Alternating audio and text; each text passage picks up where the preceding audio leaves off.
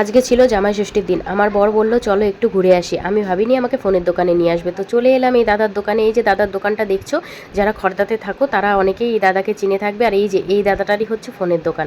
তো আমি অ্যাড্রেসটা তোমাদের ডেসক্রিপশন বক্সে দিয়ে দেবো। তোমরা দাদার দোকানে চলে এলে পেয়ে যাবে অনেক রকমের ডিসকাউন্ট, প্লাস দাদার কাছ থেকে অনেক সাজেশন, অনেক সাপোর্ট।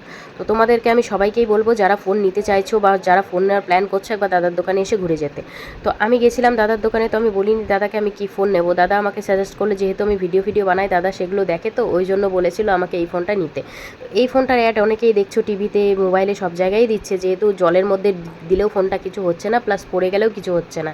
তো আমাকে দাদা বললো তুমি এই ফোনটা নাও। আমাকে একটু টেস্ট করে দেখতে দিচ্ছিল। এই দেখো এখানে জলের মধ্যে ডুবিয়ে রেখেছি ফোনটাকে। ভীষণ ভালো ফোন। এই ফোনটার নাম হচ্ছে ওপো F27 Pro।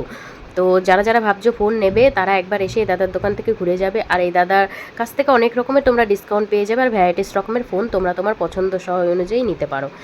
তো আমার বিশেষ করে এই ফোনটা ভীষণ ভালো লেগেছে। তো ফোনটার সম্বন্ধে আমি বলবো, ফোনটা নিউ লঞ্চ করেছে মানে ভীষণই ভালো হবে ফোনটা।